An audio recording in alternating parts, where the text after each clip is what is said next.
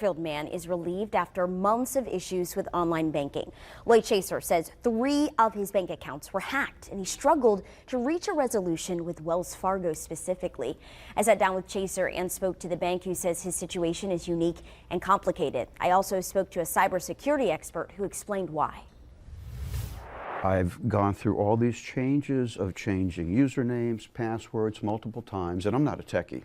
Online banking has recently been a roller coaster for Lloyd Chaser. And I'll say that I was cautious before all this. Now I'm downright paranoid. He had a Chase card that was hacked, thieves stealing his credit card points. Chase pretty much immediately put the points back. Then Chase again got hit through my PayPal account.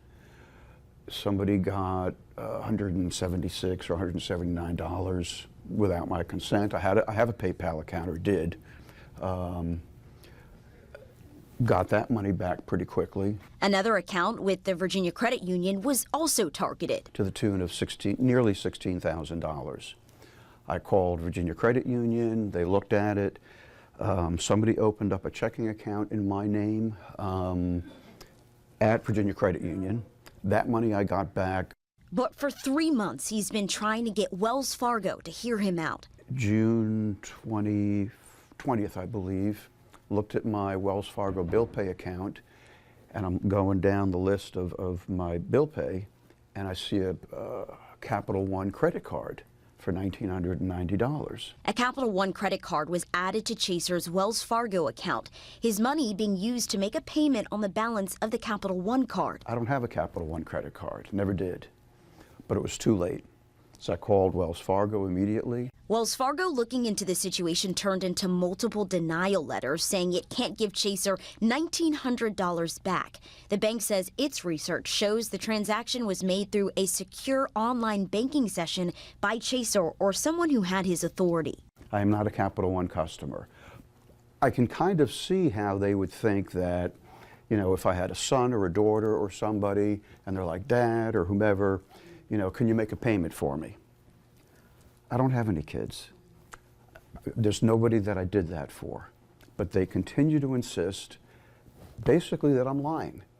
And that's what it feels like. Wells Fargo also sent Chaser an affidavit with browser history it says is from his computer. I've talked to a friend of mine who's in cybersecurity that a hacker can mimic my computer and make it look like I'm the one there doing the transaction. As a result, it becomes really hard to prove that it's not him, even though, of course, it's he didn't actually put his fingers on the keyboard. This individual, unfortunately, is stuck in a position where there's been some impersonation, and so as a result, the bank can't possibly tell whether it was or wasn't him, and unfortunately, all the information from their side points that it was him. Cybersecurity expert Alex Nettie says there are some ways to help prove your case. But oftentimes there's another paper trail that comes in, and it's account level activity. So for example, if somebody logged in at a weird time on this account, say at 2 a.m., they went into that bill pay and they added this new credit card as an option. The credit card is not associated with this individual in any way, shape, or form.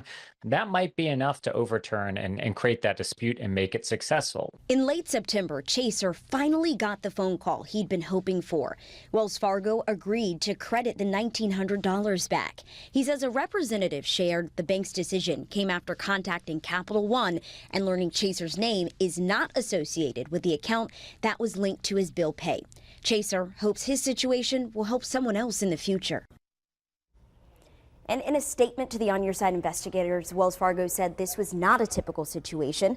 While our review of this matter confirmed there was no error in our investigation, as a result of the unique circumstances of the situation, we're extending a refund to our customer as we continue to work through this matter together.